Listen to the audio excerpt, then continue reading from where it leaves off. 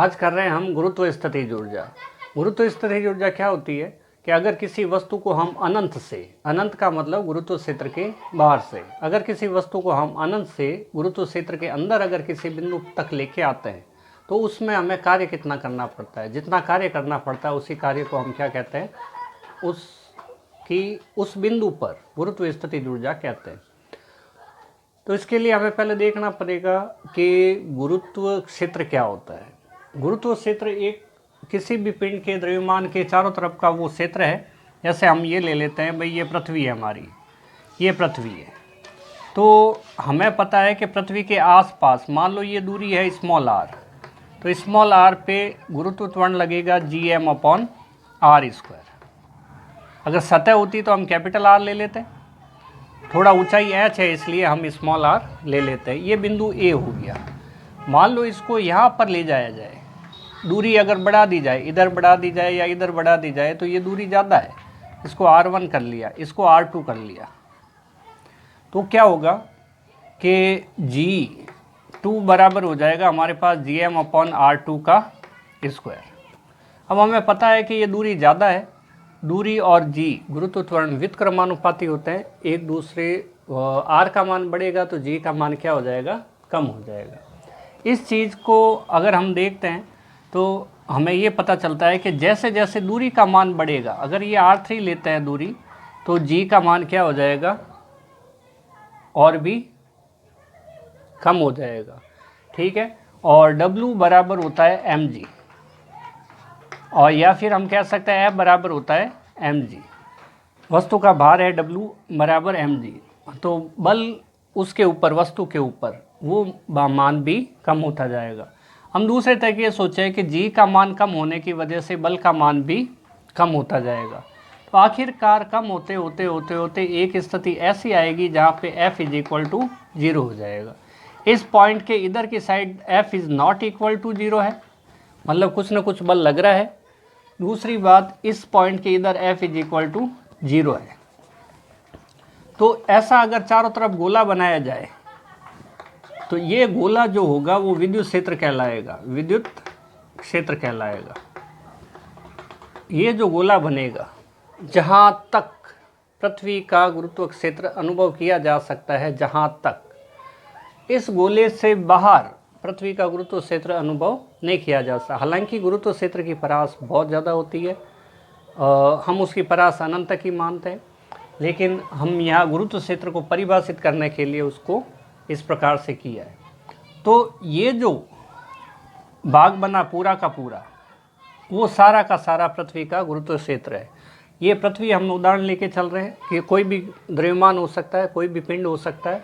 किसी पिंड, परिभाषा इस तरह से बोलेंगे, किसी वस्तु के चारों ओर का, या किसी द्रव्यमान के चारों ओर का, या किसी पिंड के चारों ओर का वह क्षेत्र, किसी पिंड के चारों ओर का वह क्षेत्र जिसमें उस पिंड का या उस ग्रह का गुरुत्व क्षेत्र का अनुभव किया जा सकता है, गुरुत्व क्षेत्र कहलाता है। या फिर हम ऐसे भी बोल सकते हैं, किसी ग्रह के या पिंड के चारों ओर का वह क्षेत्र जिसमें कोई दूसरी वस्तु रखने पर उसके ऊपर गुरुत्व बल का अनुभव किया जा सके, क्या कहलाता है, गुरुत्व क्षेत्र कहलाता है। तो हम इसके अंदर इसकी परिभाषा लिखते हैं गुरुत्व क्षेत्र की, क्योंकि गुरुत्व स्थिति ऊर्जा समझने के लिए हमें गुरुत्व क्षेत्र की परिभाषा के बारे में पता होना चाहिए। तो गुरुत्व क्षेत्र की लिखते हैं परिभाषा, किसी पिंड या वस्तु, पिंड ये ग्रह भी हो सकता है, पिंड का मतलब ये नहीं छोटा सा हो, किसी ग्रह के चारों ओर का वह क्षेत्र जिसमें कोई अन्य वस्तु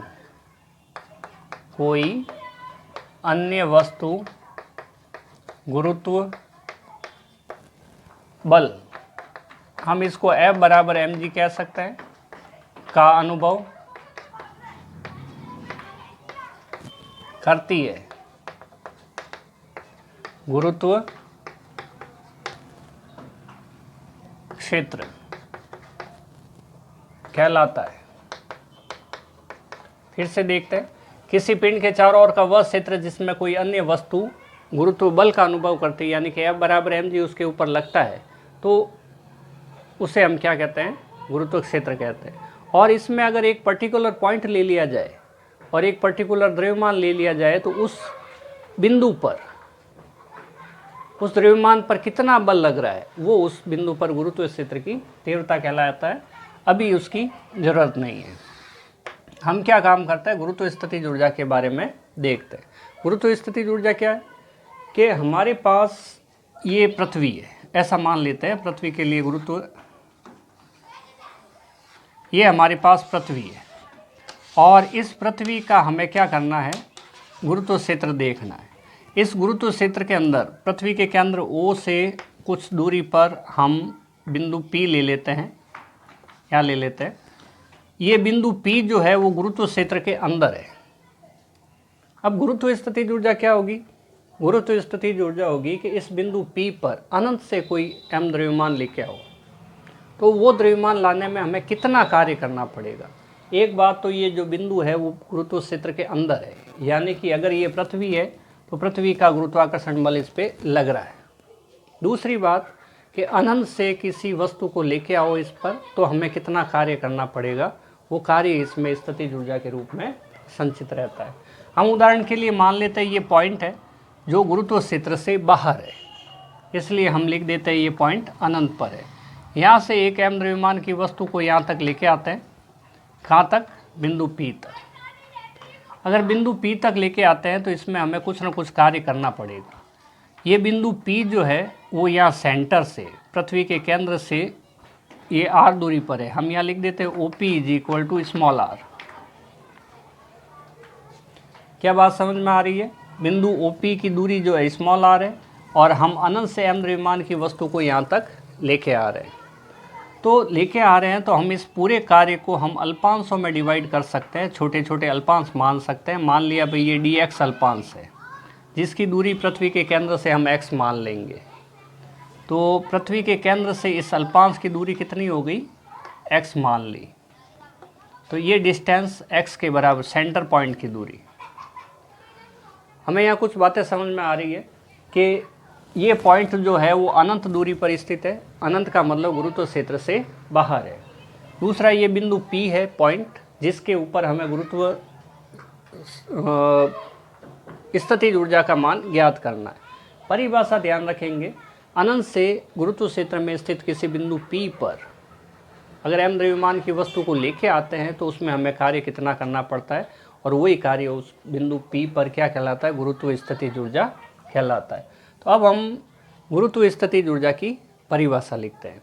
देखते हैं क्या चीज़ है कि किसी वस्तु को अनंत से, किसी वस्तु को अनंत से विद्युत, ये जो है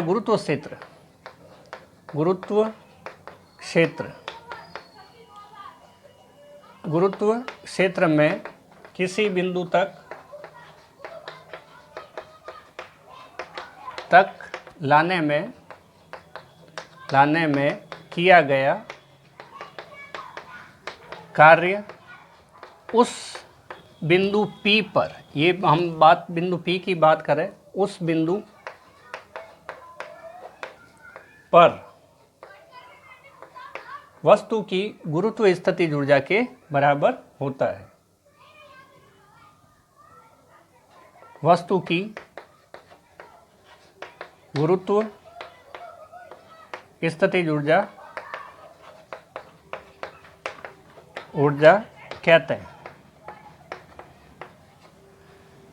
फिर से देखते हैं, अनंत से अगर इस बिंदु P तक लेके आए तो जितना कार्य करना पड़ेगा उस कार्य को ही हम गुरुत्व स्थितिज ऊर्जा कहेंगे। इसके लिए हम क्या काम करते हैं, मान लेते हैं कैपिटल M द्रव्यमान की पृथ्वी है और उसकी त्रिज्या कैपिटल R है। इसको हम यहाँ से यहाँ तक कैपिटल R मान लेते हैं, कैपिटल R है। उससे पृथ्वी के केंद्र से स्मॉल r दूरी पर स्थित कोई बिंदु P है, जिस पर हमें गुरुत्व स्थितिज ऊर्जा का मान ज्ञात करना है। ये लिखते हैं, माना पृथ्वी का द्रव्यमान कैपिटल M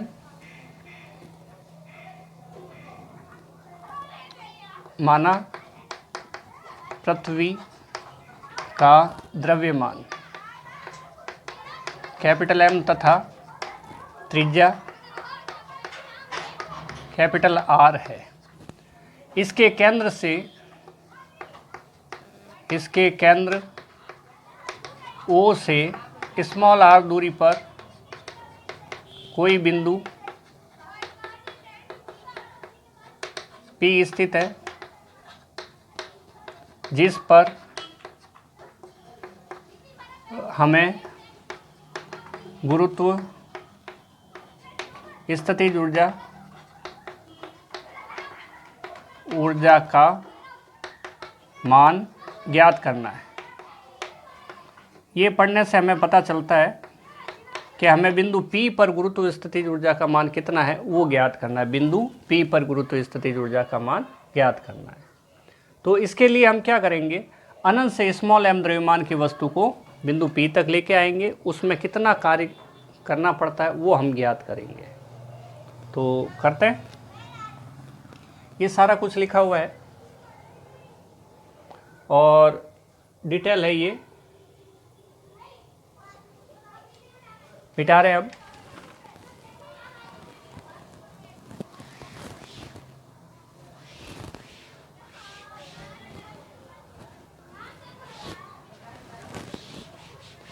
तो ये हमारे पास गुरुत्व स्थितिज ऊर्जा की परिभाषा हुई जो हमें याद रखनी है।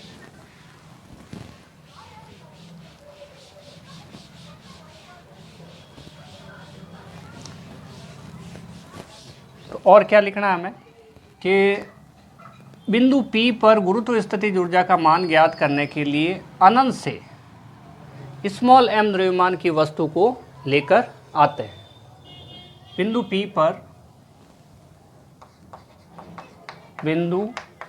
पर गुरुत्व स्थितिज ऊर्जा का मान ज्ञात करने के लिए अनंत से स्मॉल m द्रव्यमान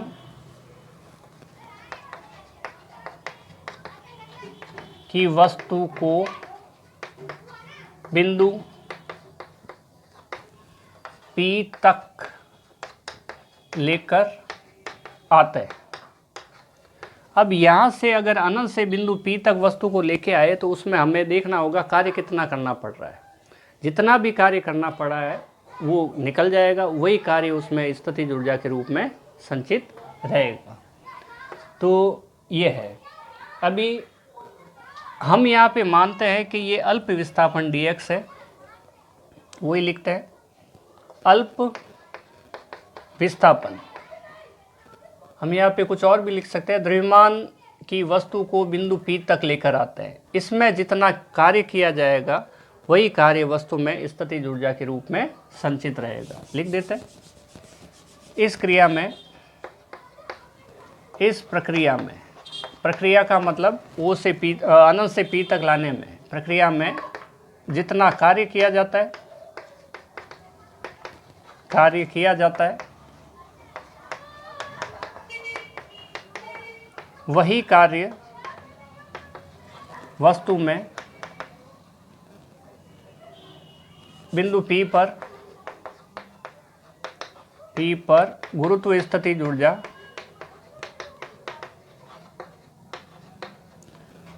ऊर्जा के बराबर होता है। जितना कार्य बिंदु P तक लाने में किया जाएगा m द्रव्यमान की वस्तु को, वो कार्य किसके बराबर होगा? वो कार्य हमारे पास होगा, टोटल कार्य जो होगा वो कार्य स्थितिज ऊर्जा के बराबर होगा।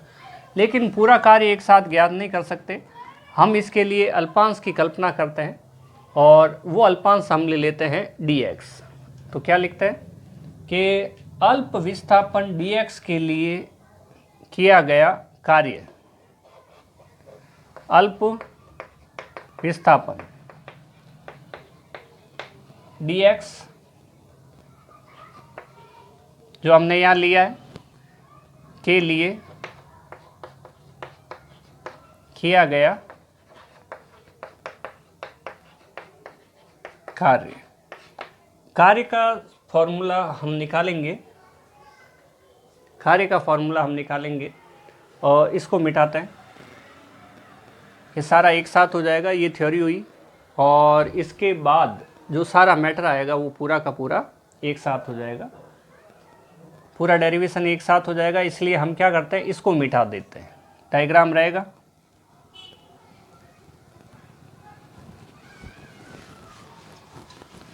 काफ़ी आसान है, केवल हमें थोड़ी सी जानकारी समाकलन के बारे में होनी चाहिए।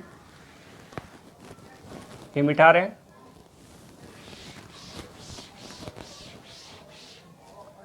थोड़ी सी जानकारी हमें समाकलन के बारे में होनी चाहिए।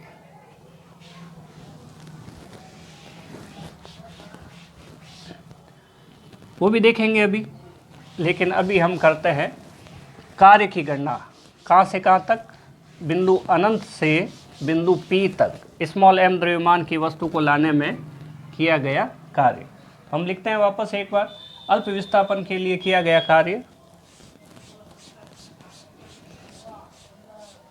अल्प विस्थापन के लिए किया गया कार्य, अल्प विस्थापन के लिए किया गया कार्य। अल्प विस्थापन से मतलब है हमारा dx से, जो अल्पांश हमने माना उससे। तो कार्य का सूत्र हो जाएगा dw बराबर बल, कार्य बराबर होता है बल इंटू विस्थापन। तो dw बराबर f dot dx। dw, w तो हुआ संपूर्ण कार्य और dw हुआ कार्य का अल्पांश, एक बात। दूसरी बात, ये पूरी दूरी यहाँ से यहाँ तक मान लो अगर x है तो x नहीं मानेंगे, x तो ये मान लिया, जितनी भी दूरी है उसका एक छोटा अल्पांश हमने ये मान लिया। तो कार्य अदिश राशि, इसलिए इसके ऊपर वेक्टर लगाएंगे नहीं।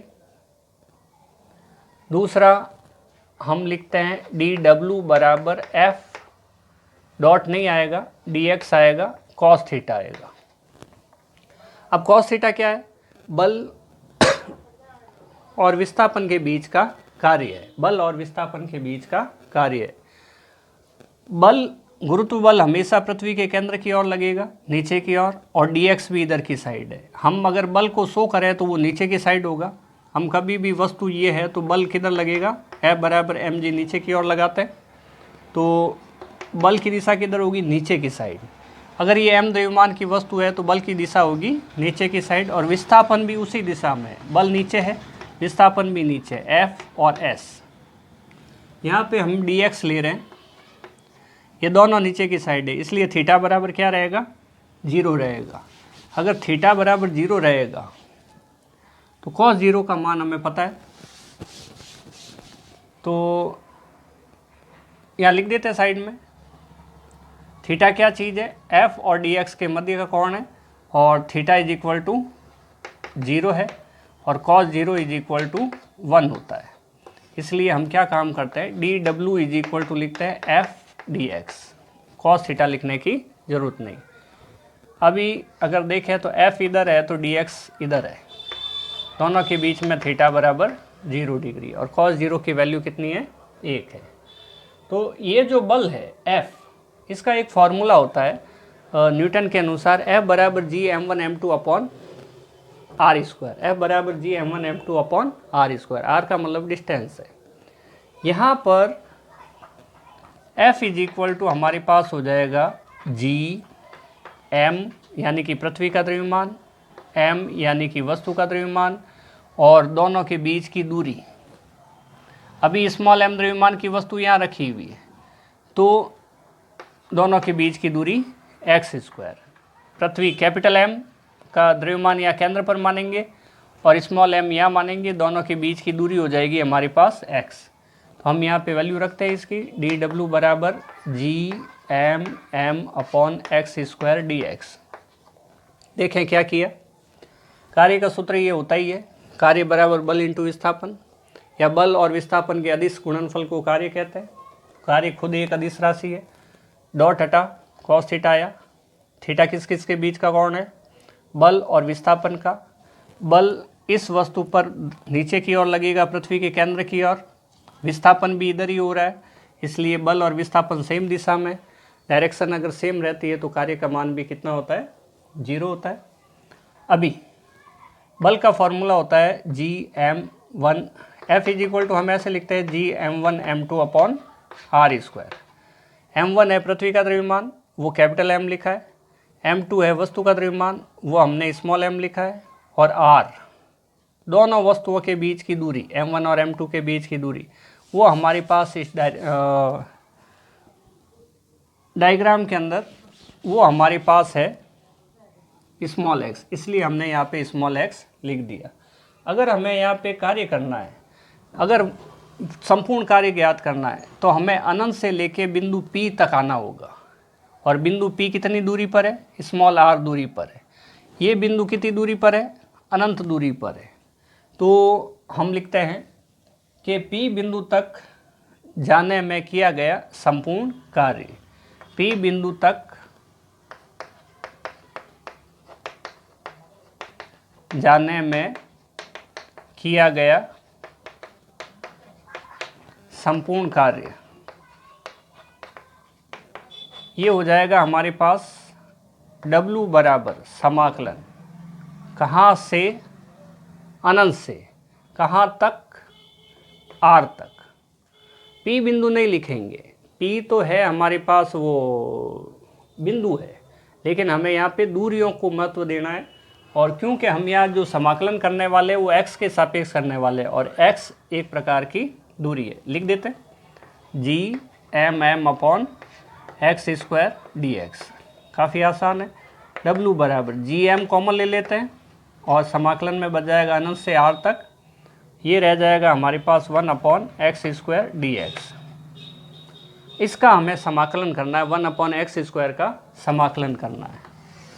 समाकलन करने के लिए हम क्या करते हैं, W is equal to Gmm, और समाकलन अनंत से r तक, और यहाँ पे हम कर देते हैं ये x की पावर -2 dx। यहाँ x की पावर स्क्वायर है, ऊपर जाएगा तो घात का निशान बदल जाएगा। जैसे x स्क्वायर है तो हम इसको x की घात -2 लिख सकते हैं। अगर x क्यूब होता तो यहाँ पे 3 कर देते। अगर यहाँ पे घात जो भी कुछ होती है वो ऊपर की साइड आ जाती है। अब हमारे पास ये आ गया, तो समाकलन के लिए एक फॉर्मूला होता है, समाकलन x की घात n dx बराबर हम लिखते हैं x की घात n+1 अपॉन n+1, ये चीज़ होती है। तो W बराबर हमारे पास हो जाएगा Gmm, और यहाँ कर देंगे x की पावर -2 + 1 और -2 + 1, और लिमिट आ जाएगी अनंत से 0 r तक। लिमिट आ गई हमारे पास अनंत से r तक। तो अभी -2 + 1 कितना होगा, W बराबर Gmm r की घात -1, और यहाँ पे -1 और अनंत से r तक। W बराबर -2 + 1 कितना होता है, -1 होता है। तो ये -1 यहाँ पे लिखेंगे, ये माइनस आगे आ जाएगा, तो हमारे पास बचेगा Gmm और r की पावर -1 अनंत से r तक। अभी क्या काम करते हैं कि W बराबर -Gmm, अब हम लिमिट रखते हैं, और लिमिट बाद में रखेंगे, पहले इस r को वापस नीचे लेके आ जाते हैं, अनंत से r तक हुआ।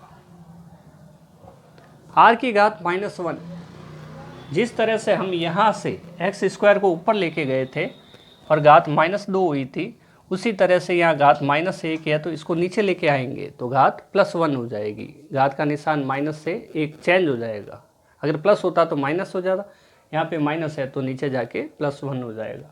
अब घात में +1 को हमें लिखने की ज़रूरत नहीं। अभी हम क्या करते हैं, लिमिट रखते हैं, लिमिट रखते हैं -Gmm। लिमिट ऐसे रखी जाती है कि 1/-1/, ठीक है। तो पहले रखी जाएगी, जिस फॉर्म में ये होता है सेम टू सेम लिख देते हैं। अपर लिमिट, एक बात, यहाँ पे x है तो हम x ही लिखेंगे, यहाँ पे x है x चल रहा है तो x से लिखेंगे। अभी x के स्थान पर लिमिट रखनी है, एक बार अपर लिमिट रखेंगे r, फिर एक बार लोअर लिमिट रखेंगे अनंत। हमें ध्यान में रखना है कि 1 जो अनंत होता है उसकी वैल्यू 0 होती है। यहाँ पे भी लिख देते हैं 1 अनंत होता है उसकी वैल्यू कितनी होती है, 0 होती है। तो W इज इक्वल टू हमारे पास आ गया -GMM 1/r, -0 को लिखने की ज़रूरत नहीं, तो ये आ जाएगा -GMM अपॉन r, ये W आ गया। ये जो कार्य आया है हमने पहले ही लिखा है, यही कार्य वस्तु में स्थितिज ऊर्जा के रूप में संचित रहता है। तो हम यहाँ लिख सकते हैं यही कार्य वस्तु में स्थितिज ऊर्जा के रूप में संचित रहता है। इसलिए हम क्या कर सकते हैं,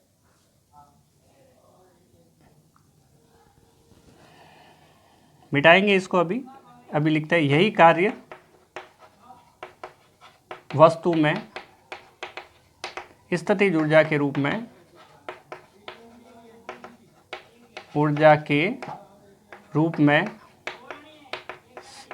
संचित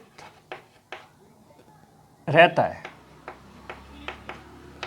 तो अगर यही कार्य संचित रहता है तो इसका मतलब हम यहाँ पे इसको W की जगह, W को हटाकर हम U लिख सकते हैं। तो ये एक बार देख लें पूरा का पूरा, फिर मिटा रहे पूरा का पूरा, एक बार ध्यान से देखना है फिर मिटा रहे हैं। यहाँ पे हमारे पास अल्प विस्थापन में किया गया कार्य dW बराबर f डॉट dx, डॉट हटा कॉस आया, कॉस की वैल्यू 0 हो गई, कॉस 0 का मान 1 होता है, थीटा की वैल्यू 0 हो गई, कॉस 0 का मान 1 होता है, लिखा नहीं हमने। f का फॉर्मूला ये है, तो इस f का फॉर्मूला ये है, तो हम यहाँ पे f का फॉर्मूला लिख देते हैं। dW बराबर GMM upon x square dx हो गया। बिंदु P तक लाने में किया गया कार्य dW की जगह W हो गया, इधर समाकलन आ गया अनंत से r तक, GMM बार आ गया, x स्क्वायर ऊपर जाता है, फॉर्मूला लग गया x की घात n+1 बटा n+1, -2 + 1 -1 होता है, इसको आगे लेके आगे माइनस को, इसको नीचे लेके आगे +x हो गया। एक बार अपर लिमिट रखी, ऊपर वाली r रखा, दूसरी बार लोअर लिमिट रखी यानी कि नीचे वाला अनंत रखा, 1/अनंत की वैल्यू 0 होती है, हमने 0 लिख दिया। ये जो कार्य किया, मिटा रहे हैं अब, ये जो कार्य किया यही कार्य वस्तु में स्थितिज ऊर्जा के रूप में संचित रहता है। तो हम W को हटा के उसके स्थान पे क्या लिख सकते हैं, W को हटा के उसके स्थान पे लिख सकते हैं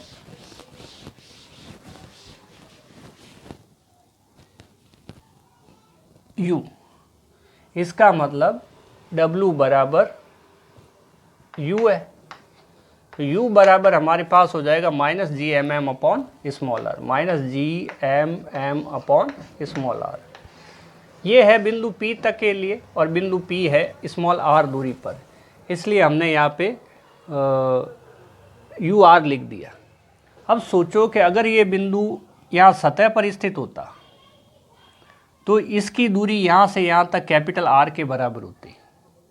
क्या सोचना है, सोचना ये है कि बिंदु P यहाँ पर नहीं होता और इस सतह पर स्थित होता, तो इस बिंदु P की दूरी केंद्र से कितनी होती, पृथ्वी की त्रिज्या के बराबर होती, कैपिटल R के बराबर होती। तो ऐसी कंडीशन में हम क्या काम कर सकते हैं कि पृथ्वी की सतह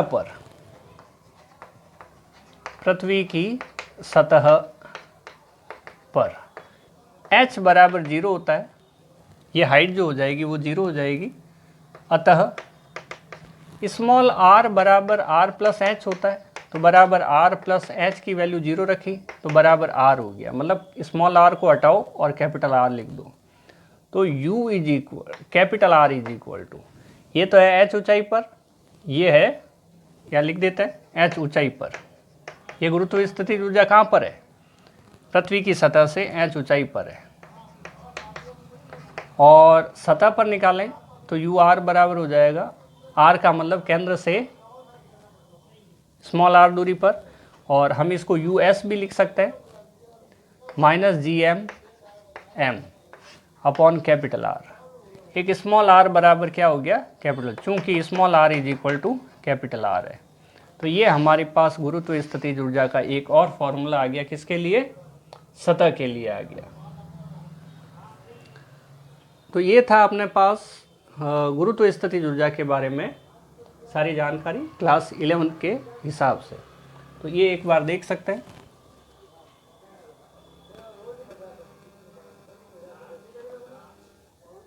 समाकलन के बारे में अगर हमें ये फॉर्मूला पता है, इस फॉर्मूले के बारे में जानते हैं, तो जैसे यहाँ पे -2 आया है, जो ऊपर लिखा हुआ है तो वो n की वैल्यू है।